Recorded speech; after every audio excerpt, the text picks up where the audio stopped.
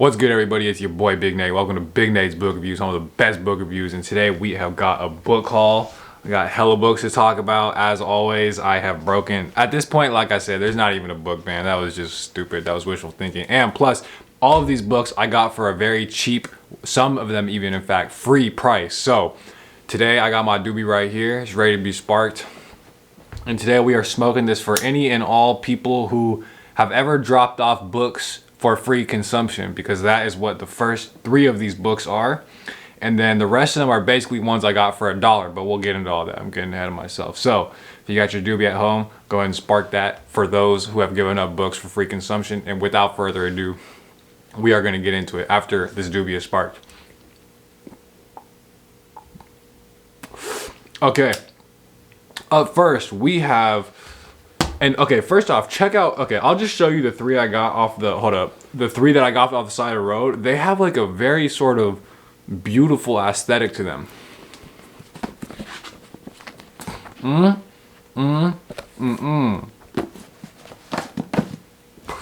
But okay, sorry, it's hard. You know, think about this, bro. I gotta spark the doobie, I gotta smoke the doobie, I gotta talk all while like keeping you motherfuckers entertained. So up first, we have Bleak House by Charles Dickens. I've only read one book by, and again, this cover, it's not Penguin, it's Bantam Classics, which if this is anything like my Bantam Classics copy of Crime and Punishment, you know, when you got like the tech, you know, those books that are kind of like shittily print, where when you read it with your thumb, or maybe I just got sweaty thumbs, bro, but it like smears like the ink. If you give it a little, it's gonna smear it. That was Crime and Punishment. I was reading that shit like with the tippity tips of my fingertips, because I didn't want to like get that shit dirty. And like, anyway, point is, so we'll see how that goes. But I've only read one thing by Charles Dickens, which is A Tale of Two Cities, and that was in high school too. But I remember, despite the fact that it's like written like really overwritten because he got paid by the word and that shit showed, I remember that shit being tragic. Like, that was one of the first books that by the end of it, bro, I was low key, high key. I was like crying. And that was in high school too. And if anything, I'm not even gonna lie, I feel like as I've aged, I'm just such an empath, I guess is what it is. But yeah, I kind of be crying during books sometimes. It depends, but anyway. And apparently I've heard from this podcast that I listen to, Jake and Marlin, something like that. Read Dead People, look it up, you'll see it. They both talk about how not only is Bleak House Charles Dickens' best book, but it's one of the great novels of all time. So, and I saw that, and I got this shit for free. And I've just been meaning to read Dickens again, because he's just one of those like people you gotta read. So, let me know if you've read Bleak House. Great cover, and I'm excited to do this. I have no idea. You know what? Let's just for fun. Let's see what the first sentence says. Bleak House may well be the finest literary work to come out. I hate when books do this. Like, they spend the first sentence or two talking about how good this book is about to be, bro. Just tell me, get to the point. You're lucky. Did you see this? I didn't even want to read one sentence, but now I did, and here we are, wasting all our time. In no other Victorian novel is the narrator more artful, the cast of characters more engaging, the satire more biting, and you know what? I'm gonna stop fucking reading at this point. And now you, me, and everybody watching this video does not get to know what Bleak House is about, because you wasted my time, you wasted my viewers' time, and shit, bro, that's it. God dang. And I wish I knew what it was about too. I really do. Bleak House could be anything. But I don't know, whatever. It doesn't matter. It's Charles Dickens. And the fact that Jake and Marlin said that alone is reason enough for me to read it. So, sheesh, got me hot and bothered off the first book. Up next, we have Ford Madox Ford. Is that really his name? His first and last name is Ford? Are you serious? That's a joke. Ford. The Good Soldier. Again, look at this. I like this cover. This is a Penguin Classics, which does not surprise me. But I have no idea what this book is about as well, but I remember like a long time, once I first started watching BookTube, I don't know if people know this dude, Better Than Food. I don't even think I watched the video, but I just remember some video about The Good Soldier saying it was one of his favorite books. And plus I've just heard of this, like this is just a book like you hear about. So, and not to mention it was motherfucking free. So The Good Soldier, let's see. Ford Madox Ford has been among the most neglected writers of the first quarter of this century. I did not ask for a fucking history lesson. I want to know what this book is about. His tragic novel, in which he portrays in the stoical but infallible figure of Edward Ashburnham, an example of the English landed gentry at its. This is why I don't read book covers, bro. Is anybody else not getting bored by this? I'm done. Soldier. It has to do with soldier. Probably World War. Yeah. First World War. World War some. Always with the World War books. Whatever, bro. Ford. In fact, can't wait to read him. Shit, bro. This is a disaster. But, okay. Up next, we have the Beckett Trilogy by Samuel Beckett. I'm assuming these are all plays. Like, the reason I picked this up actually is because Samuel Beckett is like famous for plays, right? Like, that's his thing. And I've been wanting to read more, like plays, because I think it's like a great use of, just as a writer, it's a great way I feel like to study sort of like the dynamics of dialogue and character. I think those come out, obviously particularly dialogue, but in something like plays. And I don't know, dude, plays are just, there's a whole other, really, like, drama is a whole ass other like subclass of literature that I personally have not really spent a lot of time looking at. So if you got good plays, I've read Oscar Wilde, shout out Oscar Wilde, and Oscar Wilde has range, by the way. He has novels, he has plays. I've read a couple of amazing, like, fantastic essays by him. Same thing, I like literally earlier today just happened to be reading poetry books, anthology of poetry. Oscar Wilde has poetry, bro got range. But yeah, I'm assuming this is not looking very play-like. Just so you guys can, it's looking very novel-like.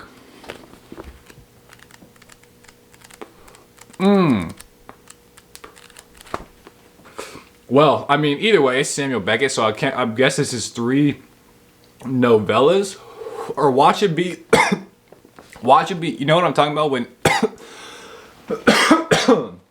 You know what I'm talking about when it's like they have 3, or like when they have multiple novellas, but it's like one of them. Watch one of these stories be like 3/4 of the fucking book, and then like the rest of the. You know what I'm talking about when one story or 2 stories like make up a majority of the book, and they throw other little shit in there and just wrap it up, and just it's like a smorgasbord of literary medleys, bro. Man, fuck y'all. But whatever, dude. Samuel Beckett, I don't know, bro. Let me know some plays though, for real. I actually was really hoping those were plays. But so if he has good plays that you to recommend, let me know. But okay, so those were books I got for free. 2 of the next books I bought at normal price at this dope used bookstore that I went to with a little friend, and 2 of them were $1 each. I went right back in because it was outside, and you know how the dollar section normally sucks? It's like they're just books they're trying to get rid of. These books were actually fire. Matter of fact, I'll start with those. And I actually left another one, bro, because just by other book. Okay, so first book was Autumn by Ali Smith, and there's a good chance I have that book somewhere, and I knew that, but then I'm like, bro, it's $1. At the very least, I could just like gift it. But then I was like looking for it while I had it here, and I couldn't. I'm like, did I have a different Ali Smith book? But now I can't find the other Ali Smith book, so God knows. But so Autumn, I don't even know what that's about. I've just been recommended it, particularly by insert literary pun her here. Shout out her. She talks about how she loves Ali Smith, so I'm like, I'm down. But okay, so that was $1. That was $1, and that's like I'm familiar. Like, that's a pretty popular book. Ali Smith is a popular writer. And then I got Kokoro by Natsume Soseki, which another little friend of mine, in fact, read Kokoro, and she really liked it. And it's like, I don't know. I wanted to get more so into like Japanese literature. The only really thing I really read is Haruki Murakami, and he's like a whole ass, he's a whole thing. I kind of want to read like some more just like straight sort of classic Japanese literature, and I hear Kokoro is an example of that. Plus, I think it's like there's a cool relationship between like a person older in life and a person younger in life, and I always have been a fan of that dynamic. There's something to learn from, and I find this with my own life, bro. I have something to learn from people later stages of life, and if according to them, they say they have things to learn from me, younger shit. So I'm all about that.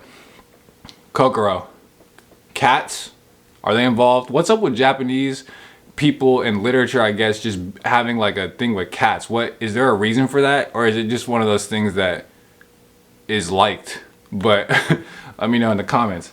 Up next, and again, that was $1. This next one is $1. And hold up, let me light the doobie because I was talking so long that I got unsparked. Like I said, you don't understand the multitasking I gotta do. And I'm thirsty. I would really like a drink, and my water bottle is right next to me, but I'm not gonna do it because the show must go on. Voila. So up next, and again, this was $1. The Secret Teachings of Jesus. And I didn't get this book, but in that same, because the person I was with, they got it. But it was like fairy tales told by Oscar Wilde for $1. And I'm like, bro, I low-key really wanted that, but I was a good person and gave it to them. So, but fairy tales by Oscar Wilde, I'm gonna have to get that shit back. But again, for $1. So I'm sorry, forgive me. But Tsunami Bookstore in Oregon. The Secret Teachings of Jesus, 4 Gnostic Gospels. At some point in my life, I have the Cloud of Unknowing. I have it up there somewhere. I'm gonna read a bunch of just Christian mysticism, like that esoteric Christian shit, not like the main boring Bible stuff, but the mystical shit, the weird shit. So I want to read the Secret Teachings of Jesus. Yeah, I don't know. It says, so let me see what this. Oh, okay. It says, okay, so it says like saying nine. Here, look. In fact, I can show you. That's the beauty of the camera. Hold up. Shit's falling out, bro. Man. But look, it says like saying 92, saying 26, saying 100. In fact, let's look at saying 100. Jesus said, woe to the Pharisees. I said, whoa. Jesus said, woe to the Pharisees, for they are like a dog sleeping in the food trough of cows. The dog neither eats nor lets the cows eat. That one went over my head, I'm not gonna lie. But whatever, it doesn't matter. Secret Teachings. And look, it's right here in the book. I found it. So, finders, keepers, losers, leapers, bro. Maybe I'll let you in on a secret if you guys are good. And hit that subscribe. And I'd be too much fun with myself, bro. Let me spark the doobie. Hold on. Jesus Christ. The Secret Teachings of him. We'll see. Okie doke. Up next, we have, and these are the ones I actually just paid for. Salman Rushdie's Midnight's Children. So the person I was with, they recommended this book highly. I see it's published by Penguin, and it got, not only did it get the Booker Prize, it says something like, what does that say? Hold up, I'm trying to read. Best book in 25 years.